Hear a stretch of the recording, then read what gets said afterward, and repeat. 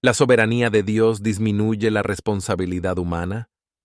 A menudo se caricaturiza la teología reformada al sugerir que promueve un mundo donde la humanidad carece de libertad y responsabilidad genuina. Se argumenta que la obra de Dios en la salvación contradice la responsabilidad humana de compartir el Evangelio y creer en Dios. Sin embargo, según el Dr. Martin Lloyd-Jones, esto no es lo que enseña la teología reformada. La objeción a menudo pasa por alto un punto clave. Aunque la salvación es obra de Dios, Dios utiliza medios para llevarla a cabo. En su sermón sobre Efesios capítulo 1, versículos del 11 al 14, titulado Escuchado, creído y confiado, el Dr. Lloyd-Jones destaca estos medios que siempre están presentes cuando Dios está obrando. Sin ellos, una persona no puede convertirse en cristiana, ya que son esenciales para pasar de estar bajo la ira de Dios a estar en Cristo. Escucha cómo el Dr. Lloyd-Jones analiza cuidadosamente las Escrituras y nos enseña sobre este tema crucial. Ya seas un creyente comprometido que busca comprender mejor la relación entre el evangelismo y la obra de Dios, o un escéptico de la teología reformada, el Dr. Lloyd-Jones te ayudará a entender esta importante verdad bíblica.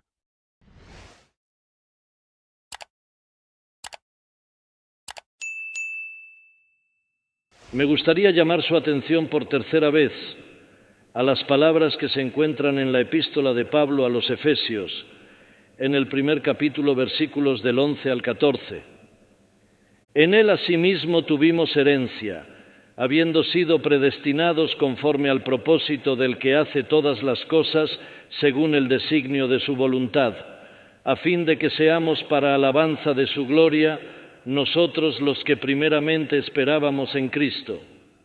En él también vosotros, habiendo oído la palabra de verdad, el evangelio de vuestra salvación, y habiendo creído en él, fuisteis sellados con el Espíritu Santo de la promesa, que es las arras de nuestra herencia, hasta la redención de la posesión adquirida, para alabanza de su gloria.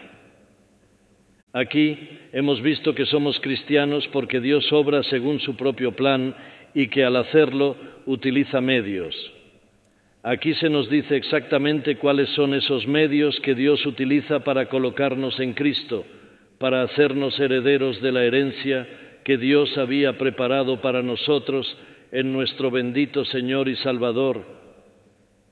En el versículo 13 Pablo dice: en quien también vosotros, habiendo oído la palabra de verdad, el evangelio de vuestra salvación. Estas palabras describen los medios que Dios siempre usa para ser cristianos. En el libro de los Hechos de los Apóstoles lo vemos claramente en práctica. El Señor Jesucristo, la cabeza de la Iglesia, a quien se le ha confiado esta obra, dejó solo a un puñado de personas en la tierra cuando ascendió al cielo. Parecía totalmente imposible que este gran plan de Dios pudiera llevarse a cabo con tan pocas personas y tales personas, pero sucedió. A los apóstoles se les dijo que esperaran en Jerusalén hasta que el Espíritu Santo viniera sobre ellos y luego saldrían a ser testigos de Cristo, debían predicar la palabra, y así lo hicieron, como se registra en el libro de los Hechos de los Apóstoles. Este es el camino de Dios para hacernos cristianos. Es mediante la palabra de verdad, el evangelio de nuestra salvación. El apóstol lo llama la palabra de verdad, pero eso no simplemente significa que es una palabra verdadera. Es una palabra verdadera, por supuesto, pero Pablo no se refiere a la verdad indiscriminadamente. Él se refiere a una verdad específica, a través de la cual y por medio de la cual todos recibimos nuestra salvación.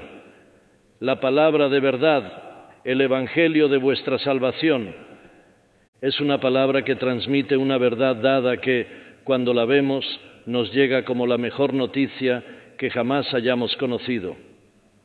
Es la buena noticia acerca del Señor Jesucristo, la noticia acerca de su persona y la noticia acerca de su obra, quién es y qué ha hecho. Eso y nada más es la buena noticia, y nadie puede convertirse en cristiano sin esta palabra de verdad. Expresado en términos negativos, significa que no te conviertes en cristiano simplemente teniendo una experiencia o teniendo un sentimiento diferente en comparación con lo que tenías anteriormente. Muchos piensan que eso es lo que nos hace cristianos, porque ahora están viviendo un nuevo tipo de vida, son necesariamente cristianos, pero eso puede no ser así. No puedes ser cristiano sin la verdad, el Evangelio de tu salvación. Esto es fundamental. Constantemente leemos en los periódicos sobre personas que son elogiadas y aclamadas como los mejores cristianos del siglo, pero que a veces no creen en nada excepto lo que llaman reverencia por la vida. No creen la palabra de verdad, no creen en la palabra de Dios. Su posición no depende de la persona de Cristo y su obra. Hay muchos que piensan en los cristianos como aquellos que están viviendo una buena vida, haciendo un gran sacrificio para ayudar a los demás y hacer buenas obras. Pero ese pensamiento es equivocado. No hay tal cosa como ser cristiano aparte de esta palabra de verdad. Este es el camino de Dios para ser cristianos, es a través de la palabra de verdad, el Evangelio de nuestra salvación. Hay muchas agencias en el mundo que pueden darnos experiencias y un buen sentimiento y hacernos sentir felices y llevarnos a hacer mucho bien.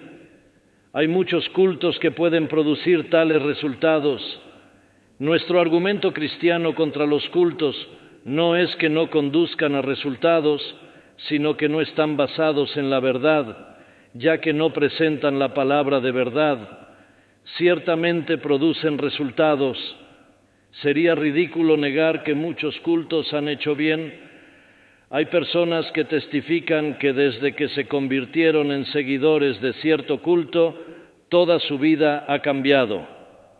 Ahora son felices, mientras que antes eran miserables, han perdido sus preocupaciones, se han librado de ciertos dolores, se sienten mucho mejor en todos los aspectos y la vida está llena de alegría y felicidad. Por lo tanto, debemos insistir en que es la palabra de verdad la que Dios usa. Es a través del Evangelio de nuestra salvación, es a través del mensaje que fue entregado a los apóstoles y que fueron capacitados para entregarnos. Solo eso nos hace cristianos. Podemos y debemos afirmar este asunto de manera dogmática. Considera a una persona que hasta ahora ha sido totalmente impía e irreligiosa, completamente indiferente a todos los asuntos religiosos y llevando una vida de pecado. Esta persona de repente encuentra un nuevo interés, comienza a sentir que después de todo hay algo en la religión. Comienza a pensar que la religión lo ayudará y alguien le dice que todo lo que tiene que hacer es creer en Dios. Él acepta esto y comienza a leer la Biblia y a orar y a adorar a Dios como mejor le parece. Se siente mejor como resultado de hacerlo. Ahora es una persona religiosa y tiene la noble intención de adorar a Dios y complacerlo y vivir para la gloria de Dios. Ahora no dudo en afirmar que si la experiencia de ese hombre se detiene en ese punto, no es un cristiano en el verdadero sentido del término. El cristiano es aquel que se da cuenta de que toda su posición depende únicamente de la persona y la obra de nuestro Señor y Salvador Jesucristo. La palabra de verdad, el Evangelio de nuestra salvación, es esencial. El hombre que acabo de describir está exactamente en la misma posición que los judíos del Antiguo Testamento. Creían en Dios, trataban de complacer a Dios y cumplir sus mandamientos y adorarlo. A menudo sacrificaban mucho para hacerlo. Esa era la posición de los fariseos. Ayunaban 2 veces a la semana y daban el diezmo de sus bienes a los pobres. Adoraban y vivían para Dios según su propio pensamiento. Pero no eran cristianos y eran grandes opositores del Señor Jesucristo. Lo que nos diferencia de aquellos que no son cristianos es que dependemos completamente de esta palabra de verdad, este Evangelio de nuestra salvación. No es una buena noticia que te digan que deberías adorar a Dios y complacer a Dios. La buena noticia es que te cuenten lo que Dios ha hecho por nosotros en Cristo. Eso es Evangelio, es salvación que está disponible como resultado de lo que el Señor Jesucristo ha hecho. Por eso leemos al apóstol Pablo exhortando al joven Timoteo a predicar la palabra. No le dice simplemente que exhorte a la gente a adorar a Dios o a vivir vidas mejores o a buscar cierta experiencia. Su exhortación es: predica la palabra, haz la obra de un evangelista. Segunda de Timoteo 4, 2 y 5. Leemos de cristianos ordinarios en los Hechos que iban por todas partes predicando la palabra. 8:4. Pero debemos tener cuidado de dar el contenido completo de esta palabra verdad, ya que el cristianismo puede ser mal utilizado como una agencia psicológica. Además, hay muchos que nunca han conocido ciertos aspectos de esta palabra de verdad y parecen pensar que son cristianos. Pero está bastante claro en el Nuevo Testamento que había un mínimo irreducible que se consideraba esencial. En el primer capítulo de la primera epístola a los tesalonicenses se nos da una sinopsis impactante de esta palabra de verdad. El apóstol Pablo no se quedó mucho tiempo en Tesalónica, pero se quedó el tiempo suficiente para darles la verdad esencial y les recordó diciendo: porque ellos mismos cuentan de nosotros la manera en que entramos a vosotros y cómo os convertisteis de los ídolos a Dios para servir al Dios vivo y verdadero y esperar de los cielos a su Hijo, al cual resucitó de los muertos, a Jesús, quien nos libra de la ira venidera. Antes de empezar a hablar sobre vivir una vida más feliz y mejor, debemos ser conscientes de la necesidad de ser librados de la ira venidera. No podemos ser cristianos sin tener una convicción de pecado. Ser cristiano significa que nos damos cuenta de que somos culpables ante Dios y bajo la ira de Dios. El apóstol predicó este mismo mensaje a los filósofos educados en Atenas y les dijo que Dios había señalado un día en el cual juzgará al mundo con justicia por medio de Jesucristo. Hechos 17:31. Por naturaleza, todos estamos bajo la ira de Dios, todos somos pecadores. Así que antes de empezar a pedir un sentimiento feliz o una experiencia, tenemos que darnos cuenta de nuestra peligrosa posición. Estamos condenados por la ley de Dios, estamos bajo su ira, estamos en peligro de perdición eterna. Necesitamos ser librados de la ira venidera. La buena noticia de la salvación es que podemos ser librados de la ira venidera porque el Señor Jesucristo ha llevado la ira Él mismo en nuestro lugar. El apóstol Pablo, al escribir a los Corintios, deja claro que su trabajo como predicador era proclamar que todas las cosas son de Dios, quien nos reconcilió consigo mismo por Jesucristo y nos dio el ministerio de la reconciliación, a saber que Dios estaba en Cristo reconciliando consigo al mundo. Pero para evitar malentendidos, lo detalla para sus lectores y agrega: no tomándoles en cuenta a los hombres sus pecados, y nos encargó a los predicadores la palabra de la reconciliación. Así que somos embajadores en nombre de Cristo, como si Dios rogara por medio de nosotros. Os rogamos en nombre de Cristo, reconciliaos con Dios. Al que no conoció pecado, por nosotros lo hizo pecado, para que nosotros fuésemos hechos justicia de Dios en él. Segunda de Corintios 5, 18, 21. La buena noticia de la salvación es que Dios lo ha hecho todo en Cristo, nos ha librado de la ira venidera, nos ha reconciliado consigo mismo, nos ha preparado esta herencia y nos ha hecho sus hijos. Todo es resultado del hecho de que Dios tomó nuestros pecados, los puso en su propio Hijo y los castigó y trató allí. Así que nos perdona y nos da todos estos beneficios. Ese es el mensaje de la salvación, esa es la palabra de verdad. No es suficiente preguntarnos a nosotros mismos si creemos en Dios y tratamos de adorarlo y complacerlo y vivir una buena vida. ¿Nos damos cuenta de lo que Dios ha hecho por nosotros en Cristo? ¿Ha llegado a nosotros esta palabra de verdad?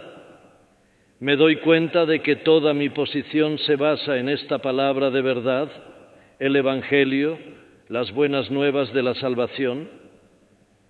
Hay otra afirmación de esta verdad por parte del mismo apóstol en su primera epístola a Timoteo, donde dice que Dios quiere que todos los hombres sean salvos.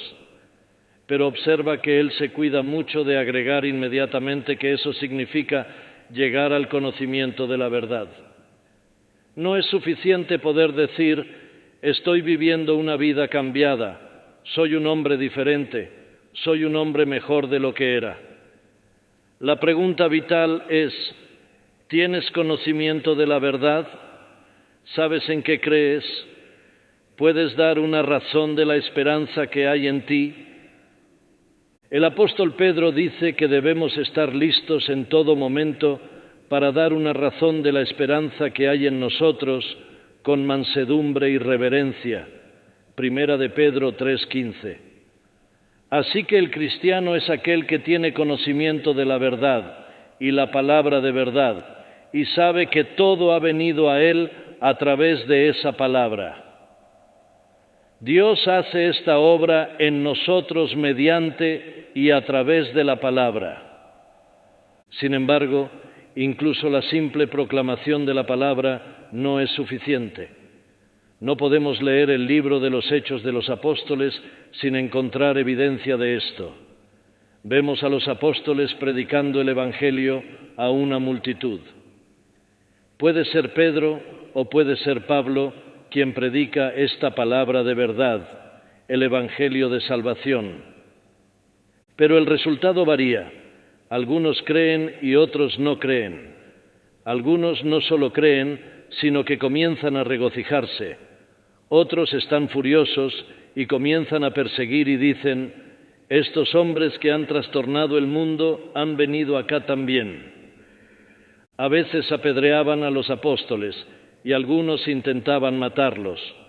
Ambas partes, creyentes e incrédulos, habían escuchado la misma palabra, así que obviamente no es solo cuestión de presentar el mensaje. Eso tiene que hacerse porque la palabra de verdad es esencial, pero la simple presentación de la palabra de verdad por sí sola no realiza la obra. El factor esencial adicional es la obra del Espíritu Santo. La aplicación de la verdad de la palabra la hace el Espíritu. Esto se ve claramente en una declaración del apóstol en el primer capítulo de la primera epístola a los tesalonicenses.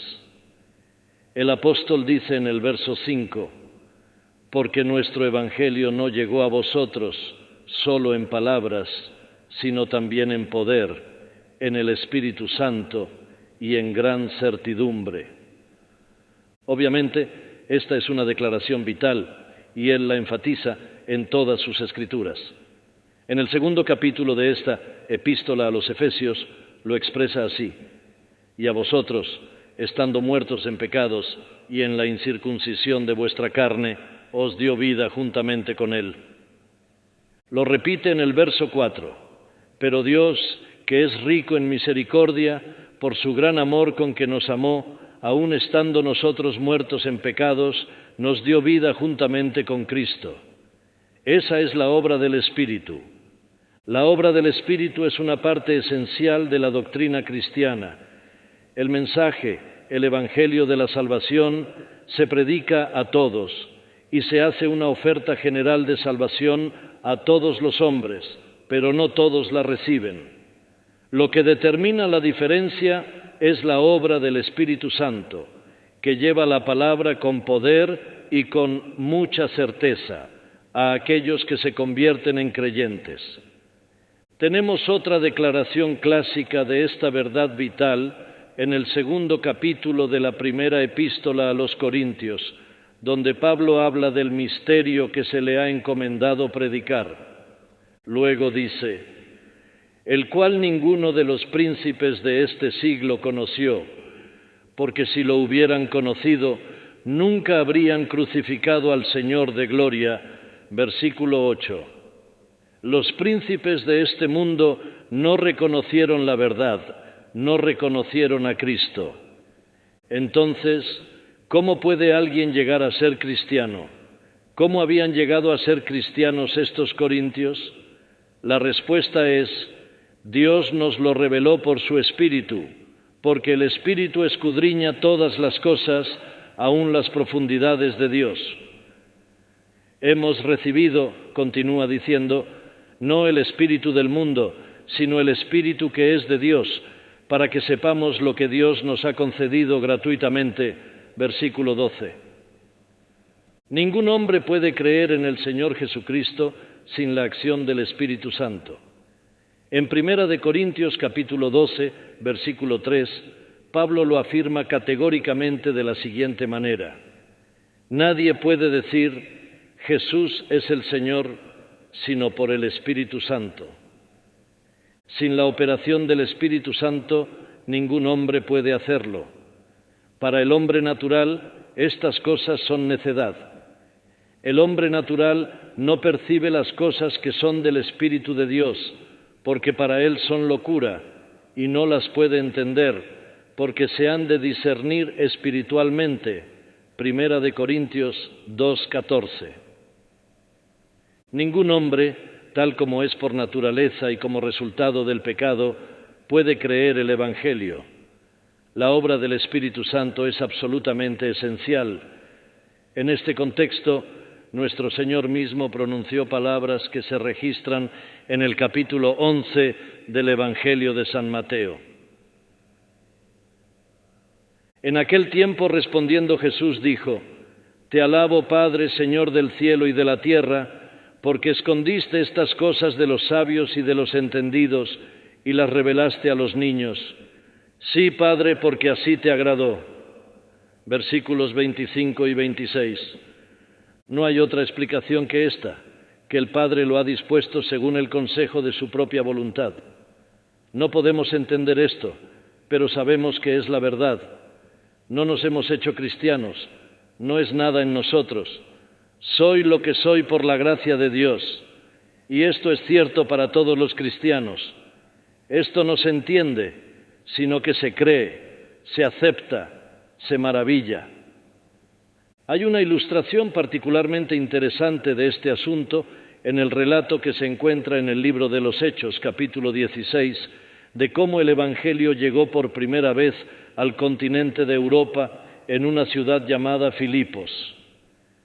El apóstol oyó que un grupo de mujeres solía reunirse en una reunión de oración los sábados por la tarde junto a un río fuera del muro de la ciudad. Así que él y sus compañeros salieron, se unieron a la pequeña reunión de oración, se sentaron entre las mujeres y les hablaron. Hablaron esta palabra de verdad. Y se nos dice que una mujer llamada Lidia se convirtió.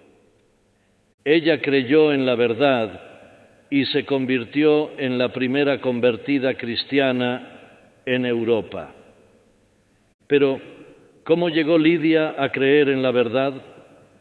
La respuesta se da en el versículo 14 de ese capítulo, en las palabras: cuyo corazón el Señor abrió para que estuviera atenta a las cosas que Pablo hablaba. Nuestros corazones, por naturaleza, están cerrados y cerrados a la verdad. a este mensaje del Evangelio. La palabra sola no puede abrirlos ni ablandarlos. Para que eso suceda, la operación del Espíritu Santo es absoluta y vitalmente necesaria. Esta es una operación dual.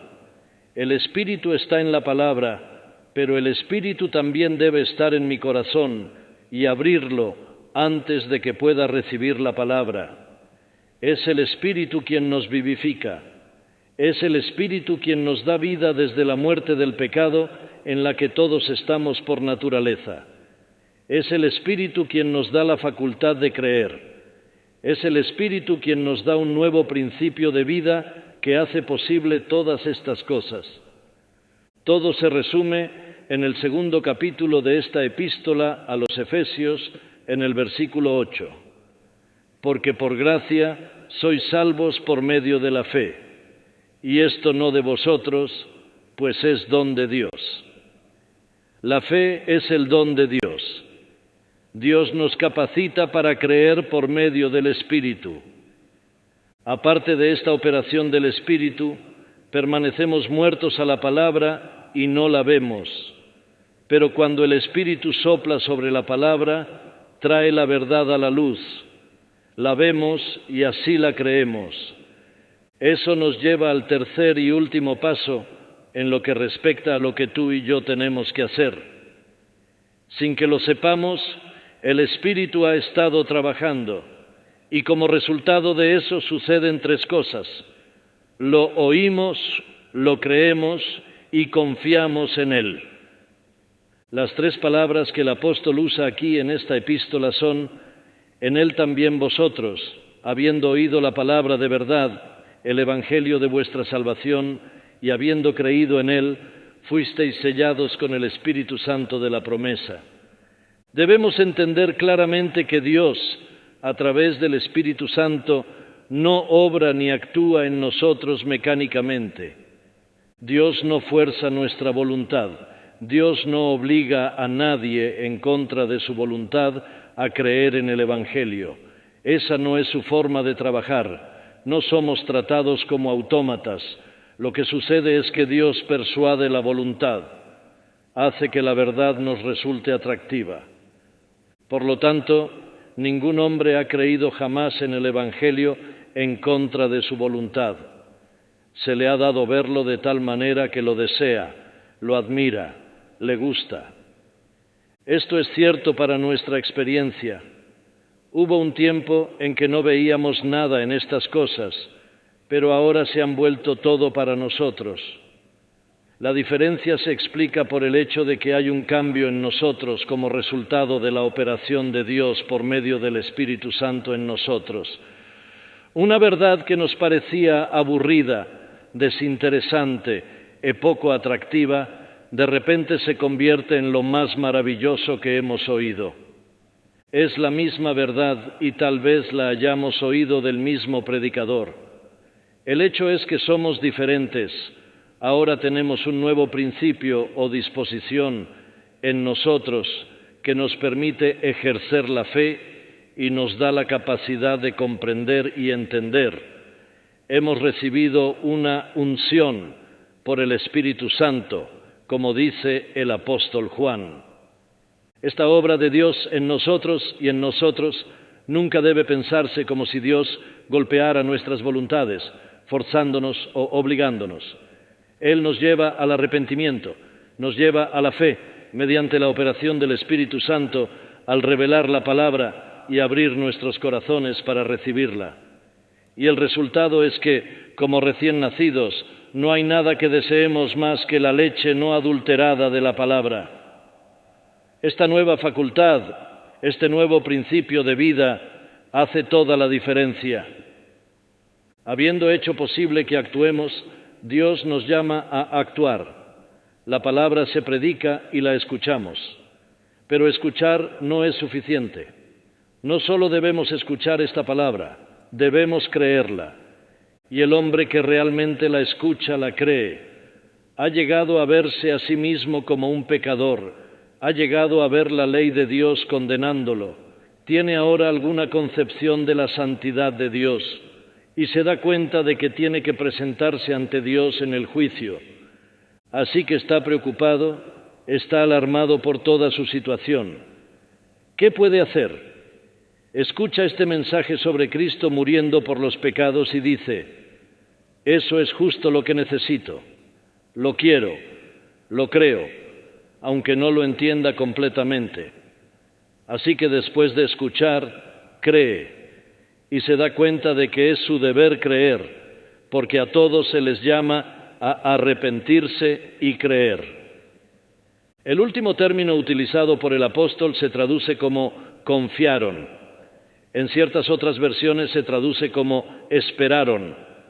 Eso también es igualmente bueno porque las dos palabras significan prácticamente lo mismo, es decir, que depositamos nuestra esperanza, nuestra confianza, nuestra fe en todos los aspectos en el Señor Jesucristo. Eso es lo que nos hace cristianos. Así que el apóstol dice aquí acerca de los judíos: para que seamos para alabanza de su gloria, nosotros que primeramente esperamos en Cristo. O en otras palabras, judíos que primero se dieron cuenta de que Cristo es nuestra única esperanza y nuestra única fuente de confianza, nuestro único fundamento de seguridad. El apóstol continúa diciendo: en quien también vosotros confiasteis. La palabra confiar se agrega, y ni ella ni la palabra esperar están en el original. En quien también vosotros habéis obtenido herencia después de haber oído la palabra de verdad, el evangelio de vuestra salvación. Ellos también habían depositado su confianza y su esperanza solo en el Señor Jesucristo. Esta es la mejor definición de un cristiano que jamás podamos encontrar. El cristiano es alguien que centra toda su esperanza en el Señor Jesucristo. Cuando piensa en su pasado y lo mira, se le da paz con respecto a él, no simplemente porque cree que Dios es un Dios de amor que está dispuesto a perdonar. No, se le da paz sobre su pasado porque sabe que sus pecados pasados fueron puestos sobre el Señor Jesucristo, que murió en la cruz en el monte Calvario. Sabe que Cristo los ha llevado y los ha quitado. ¿Es esto solo lo que le da esperanza y confianza al revisar su pasado? Nada menos. Sin eso no tiene una esperanza segura y no es un cristiano. En cuanto al presente, es consciente de su debilidad, es consciente de su indignidad, es consciente del terrible poder del pecado y la tentación dentro de él, pero aún tiene esta esperanza y confianza. Y siempre se basa en la verdad, es decir, el Señor Jesucristo y su obra. Y mientras mira hacia el futuro, esa confianza permanece inquebrantable. No sabe qué va a pasar, está en el mismo mundo que todos los demás. Pueden venir guerras, pueden venir pestilencias, el diablo estará ciertamente allí, la tentación y el pecado no cambiarán, el mundo no cambiará, nada cambiará y él sigue siendo débil. Entonces, ¿cómo puede enfrentarlo?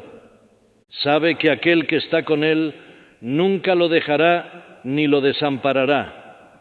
Y luego, más allá de todo, la muerte. Tiene que venir, tiene que enfrentarse, pero aún así es feliz, está lleno de esperanza y confianza y seguridad. El que ha estado con él en la vida estará con él en la muerte. Nunca te dejaré ni te desampararé. Hebreos 13:5. Entonces puede decir con Pablo: estoy persuadido de que ni la muerte, ni la vida, ni los ángeles, ni los principados, ni las potestades, ni lo presente, ni lo porvenir, ni la altura, ni la profundidad, ni ninguna otra criatura podrá separarnos del amor de Dios que es en Cristo Jesús, Señor nuestro. Romanos 8:38-39. ¿Es Cristo la base de toda tu esperanza y confianza y fe? Si no es así, no tienes derecho a llamarte a ti mismo cristiano.